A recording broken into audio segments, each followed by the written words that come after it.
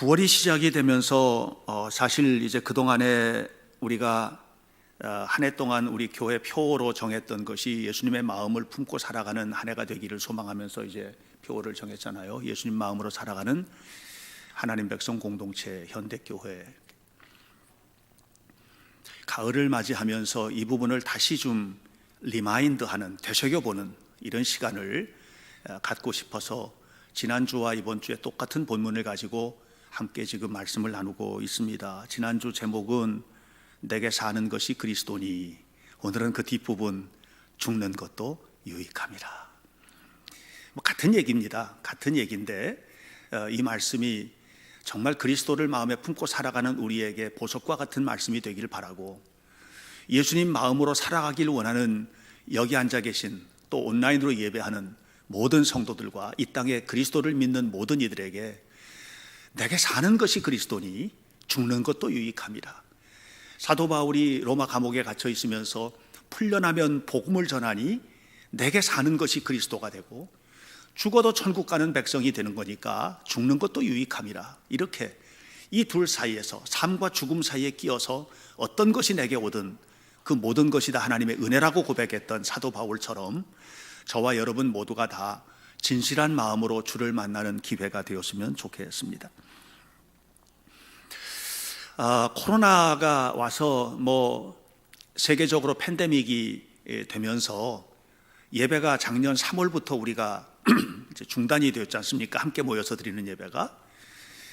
그래서 작년 봄에 이런저런 여러 가지 것들을 고민을 하다가 시간적인 여유가 많이 생겨서 주변에 있는 꽃밭을 이렇게 단장을 하고 또 우리 교회 정원을 예쁘게 꾸미는 일을 최선을 다해다가요, 올 봄에도 역시 이제 그런 일들을 해야 돼서 이걸 어떻게 해야 될까 하고, 저는 농부가 아니니까 또 정원사도 아니다 보니까 사실 굉장히 서투른데 열심만 가지고 이제 하는 거예요. 근데 작년에 어디 갔다가 천일홍도 다 똑같은 게 아니더라고요. 천일홍이 예쁘게 펴 있는 걸 봤는데 한 30cm 정도 되나? 그리고 거기에 그 꽃봉오리가 동글동글하게 있는 그 모습이 진짜 예쁘더라고요. 근데 꽃이 다 졌는데도 진 모습도 예쁘더라고요. 그래서 천일홍 씨를 제가 어디서 구했어요. 천일홍 씨를 구해서 그 이제 봄에 좀 뿌려야 되겠다. 이제 어디다 뿌릴까 하다가 제일 좋은 장소가 앞으로 나가면 우리 교회 마당에 나가자마자 오른쪽에 산수유 나무가 한 그루 예쁜 나무가 있는데 그 밑에 이제 꽃밭이 정원될 수 있는 부분이 있어요. 그래서 이제 거기다 심어야 되겠다 싶어서 알아보니까 이 마른 씨는 물에 불려야 된대요. 그래서 물에다가 그걸 좀 하루 동안 불리고, 그래서 그 다음에 그걸 갖다 이제 심었습니다. 그리고 열심히 물 주고, 하나님 여기 천일홍이 피면 얼마나 예쁠까요? 우리 성도들이 정말 즐거워했으면 좋겠습니다. 이런 마음을 가지고 열심히 가꾸는데 싹이 나오기 시작하는 거예요. 여러분 그 기분을 아십니까? 내가 키우는 씨앗에서 싹이 나오는 기쁨. 그런데 점점 자라는데 이상한 거예요. 느낌이 이상하게 자란다. 내가 본 건 저렇게 안 자랐는데 이상하게 자란다. 나무처럼 자라는 거예요. 막. 그래서 이상하다 봤는데 꽃이 피는데 하얀 꽃이 피고요, 조그만 꽃이 피고 그러더니 열매가 벌써 맺기 시작하는 거예요.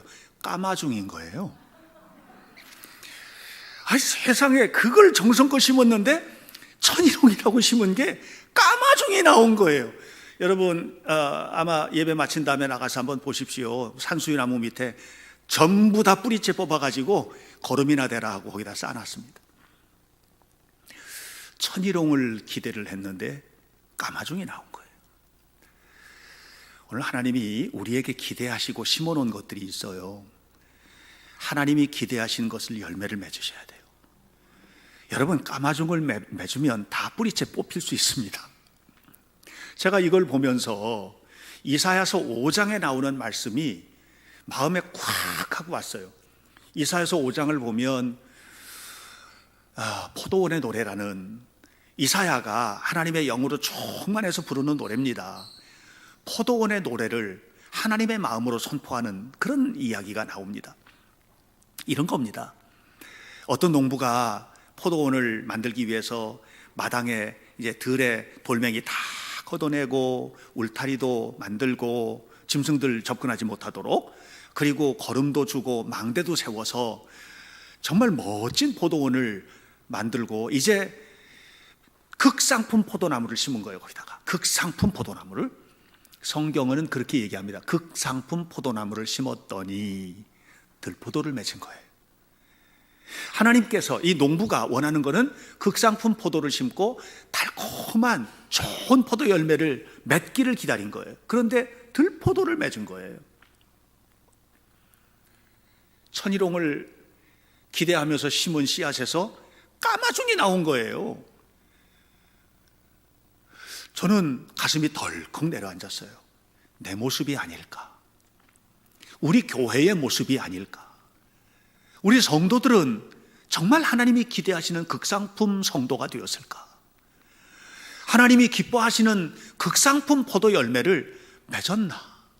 그래서 교회가 기쁘고 만나는 모든 사람들이 그냥 보면서 기쁘고 함께 사랑하면서 행복한 그런 그리스도인의 삶을 살고 있는가 하는 그런 생각을 한 겁니다.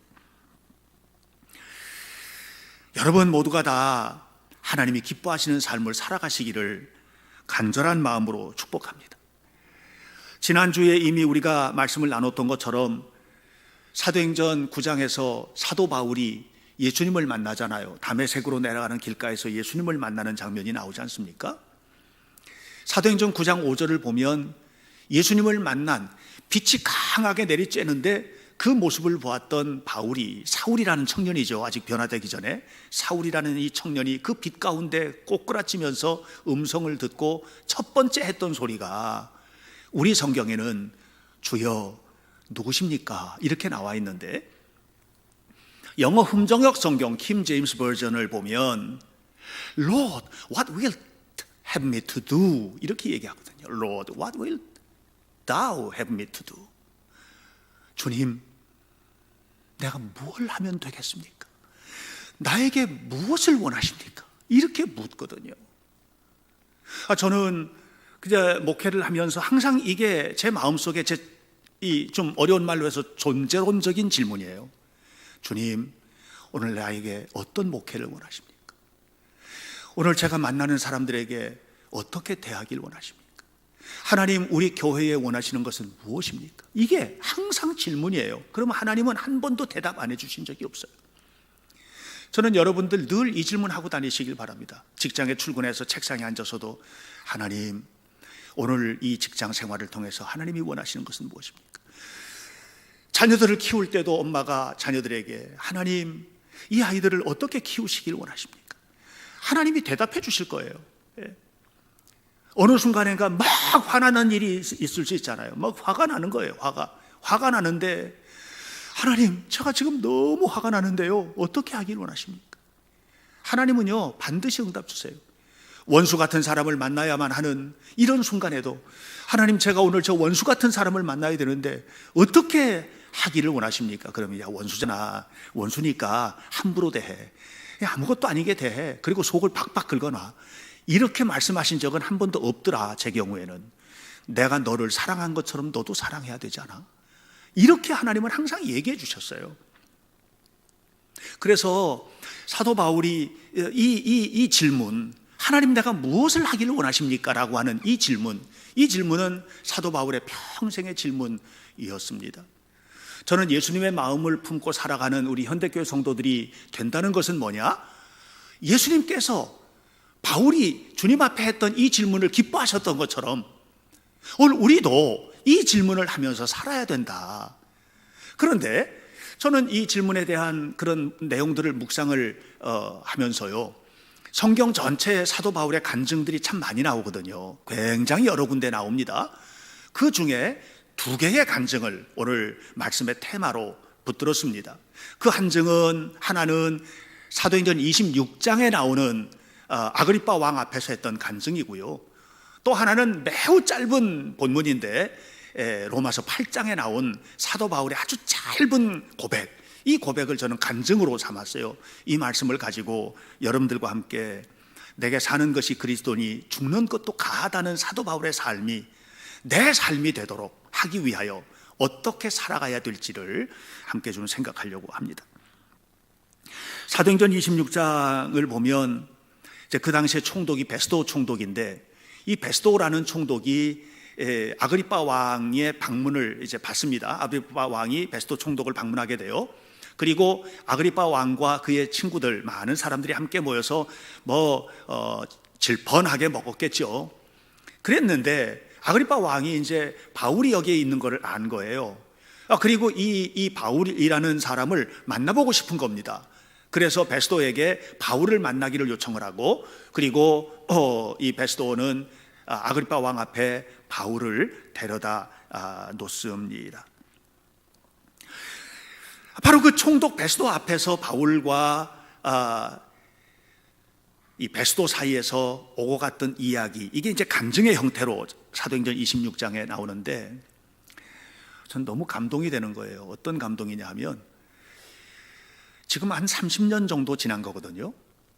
이 시점이 어떤 시점에 사도 바울이 로마서부터 빌레몬서까지 성경 13권을 사도 바울이 기록한 겁니다. 그런데 이 사도 바울이 기록한 모든 성경은 언제 기록된 거냐 하면, 바울이 회심한 이후에 1차 선교 여행하고 2차 선교 여행하고 3차 선교 여행하잖아요. 그리고 나서 이제 그가 예루살렘에 갔다가 구금이 되어 잡히고 다시 가이사랴에 있는 총독 관저에 지금 구금이 되어 있는 거거든요.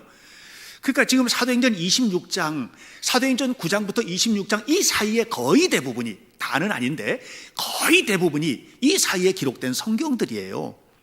그러니까 무슨 얘기를 제가 하고 싶으냐면, 사도 바울의 사역의 막바지예요. 거의 막바지 시점이에요.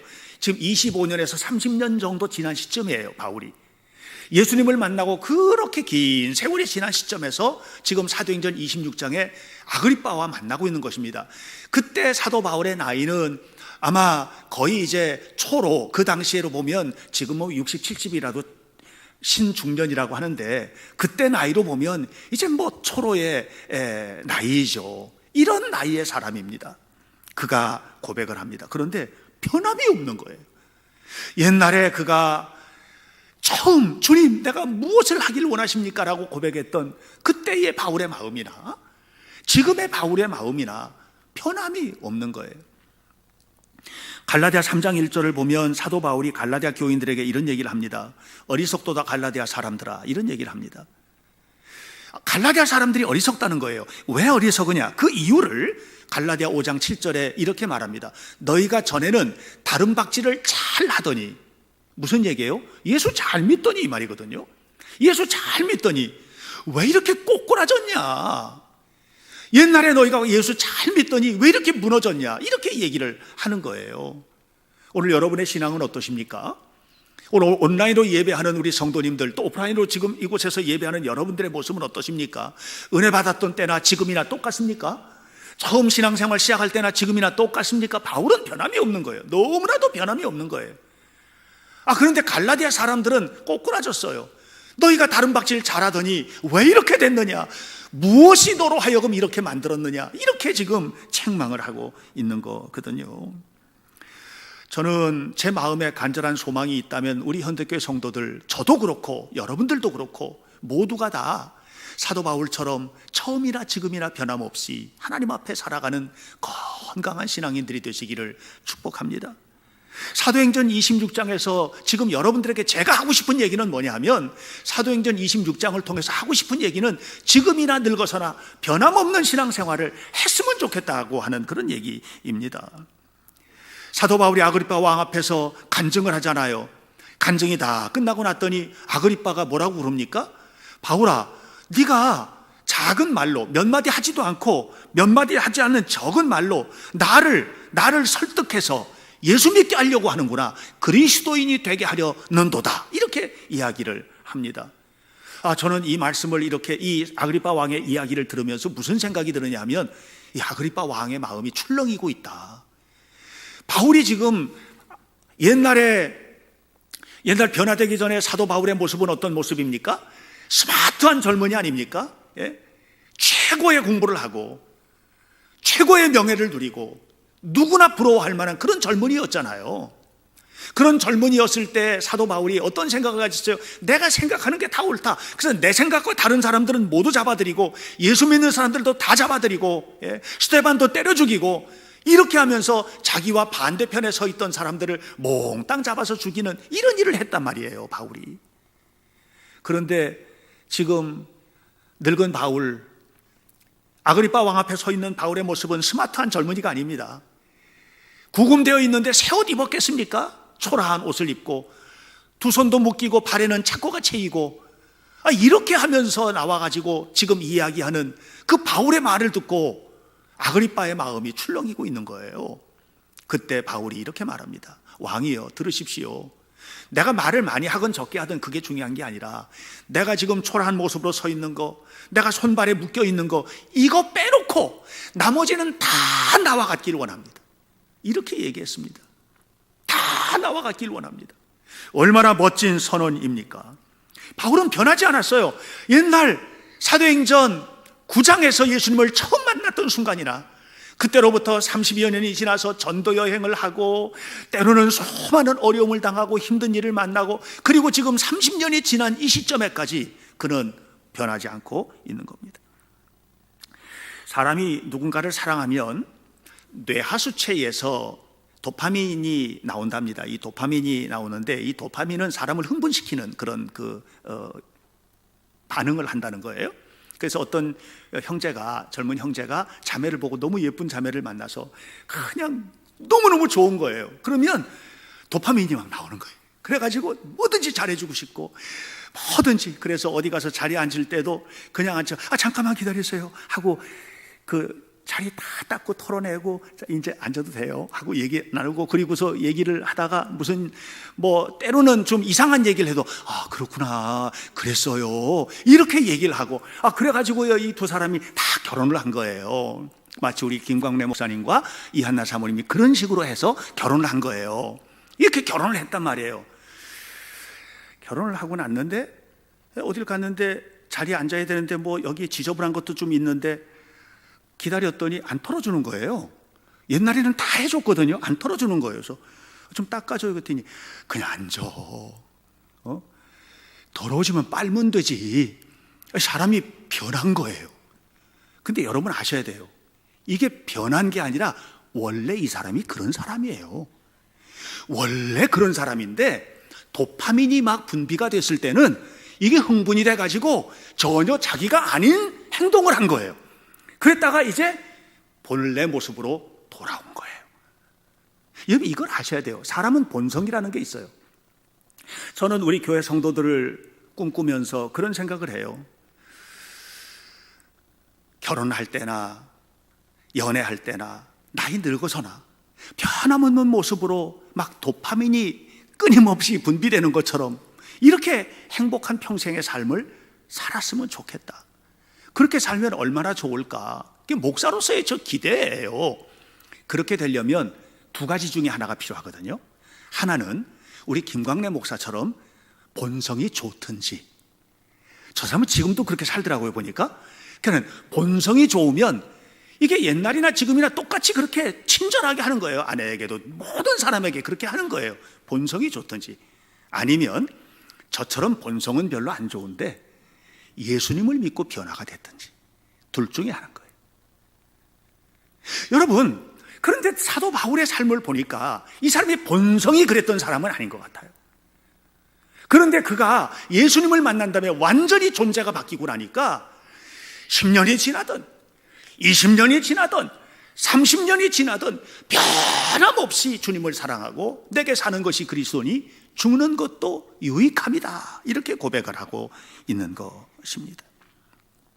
사랑하는 성도 여러분, 저는 예수님을 마음에 품고 살아가는 사람이라면 시간이 지나도 변함없이 주님의 마음으로 주님의 은혜 속에서 동행하는 이 삶을 살아야 된다고 생각합니다. 우리 성도들이 그와 같이 평생을 동행하시기를 바라고 하나님 앞에 살아가는 복된 삶을 누리시기를 주의 이름으로 축복합니다. 두 번째 간증이 로마서 8장 38절로부터 39절에 나오는데, 이 이야기는 무슨 얘기냐 하면 이런 거예요. 사도 바울이 이렇게 말하잖아요. 내가 확신합니다. 사망이나 생명이나 천사들이나 권세자들이나 현재 일이나 장래 일이나 능력이나 높음이나 기쁨이나 또 그 외에 다른 어떤 것이라도 나를 그리스도 예수 안에 있는 하나님의 사랑에서 끊을 수 없다. 나는 하나님의 사랑을 받는 자녀야. 그리고 내가 하나님을 너무 사랑해. 우리 주 예수 그리스도 안에서 나는 하나님만 바라보고 살아. 그러니까 어떤 것이 와도 사망이나 생명이나 천사들이나 권세자들이나 현재일이나 장래일이나 능력이나 높음이나 기쁨이나 그 외에 5만 가지 것들이 와도 나는 내게 사는 것이 그리스도니 죽는 것도 가해. 나는 그런 사람이야. 이 고백을 하는 겁니다. 사도행전 26장이 사도 바울이 변화된 시점부터 30년이 지난 25년에서 30년 정도 지난 그 약 30여 년의 기간이 지났는데 그 시간이 그렇게 지나도 변질되지 않았고 잘못된 부분으로 가지 않았다는 말씀 드렸잖아요. 지금 이 로마서의 고백은 뭐냐면 이 30년이라는 기간 속에 얼마나 수많은 일들을 만났겠느냐 이 얘기예요. 살면서 얼마나 수많은 일들을 만났겠어요. 그가 만났던 이야기는 지금 로마서 8장에 나오는 이것뿐만 아니라 여러분 고린도 후서 11장을 보면 그가 매 맞고 죽을 뻔하고 굶고 헐벗고 물에 빠져 죽을 뻔하고 이 수많은 이야기들을 거기서 하고 있잖아요. 얼마나 많은 일들을 겪었어요. 이 안에서 이 수많은 일들을 겪었는데 어떤 일을 만나도 어떤 환경을 만나도 어떨 때는 숨이 딱 멈출 것 같은 답답하고 고통스러운 일을 만나지만 그런 모든 삶의 상황 속에서 내게 사는 것이 그리스도였다. 나는 그 모든 순간에 죽어도 유익이다. 내게 사는 것이 그리스도니 죽는 것도 유익이다. 이렇게 고백하고 있는 것입니다. 현대교회 성도 여러분, 사랑하는 이 동영상을 함께하는 성도 여러분, 여러분에게 사는 것이 그리스도가 되시길 바랍니다. 그래서 삶을 살아가는 동안에 수많은 일들을 만나지만 그 많은 일들을 만나도 그 속에서 고통스러운 사건을 만나지 마시고 그리스도를 만나시고 죽을 것 같은 고통을 만나지 마시고 하나님의 사랑을 만나시고 그 속에서 하나님의 은혜 속에서 행하는 복된 삶을 살아갈 수 있기를 주님의 이름으로 축복합니다. 그런데 이런 고백을 바울만 한 게 아니에요. 모세도 이런 고백을 합니다. 모세가 120년을 살았잖아요. 처음 40년 왕궁에서 왕자로 살았죠. 다 아시죠. 그리고 난 다음에 무슨 사건에 연루가 되어서 왕궁에서 쫓겨나지 않습니까? 살인사건 때문에. 그리고 나서 광야에 와서 또 40년을 살잖아요. 그게 80년이거든요. 이 80년의 삶을 그 다음에 살았던 이스라엘 백성들과 함께 지도자로서 광야에서 살았던 40년과 비교해보면 너무 편해. 여러분, 장이 이드로와 아내와 함께 자식 낳고 살았던 이 광야에서 40년도 너무 편해. 광야지만 너무 편했어. 모든 것이 다 해결됐고 사람들 때문에 속 끓일 일도 없고 먹을 것이 없어서 괴로웠던 적도 없고 너무 편해 이 80년은. 그런데 나머지 40년은 진짜 힘들었던 세월이에요. 이스라엘 백성의 지도자로서 그들을 데리고 하나님의 명을 받고 하나님의 은혜를 가지고 가나안 땅까지 가는데 가나안 땅까지 가는 이 40년의 기간은 너무나 힘들고 어려웠어요. 끊임없이 불평하는 백성들, 그리고 지도자들이 그냥 순종하고 따라와 주면 좋은데 고라와 다단과 아비람과 온 무리들은 그냥 백성의 지도자 250명을 모아가지고 와가지고 대적을 하질 않나. 이게 너무너무 고통스러워. 먹을 것이 없다고 불평해. 마실 물이 없다고 힘들어해.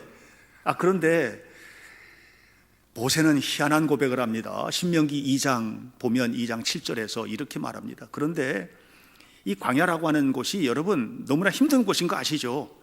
사람 살기에는 적당한 장소가 아닙니다. 근데 모세는 다른 얘기예요. 내게 부족한 게 한 개도 없었대요. 나에게 부족한 것이 한 개도 없었느니라. 이렇게 얘기를 해요.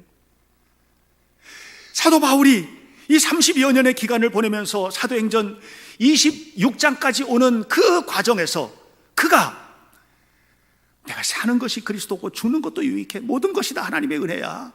어떤 것이든지 어떤 사건을 만나든 이렇게 고백한 것처럼 모세가 그 고백을 하는 거예요.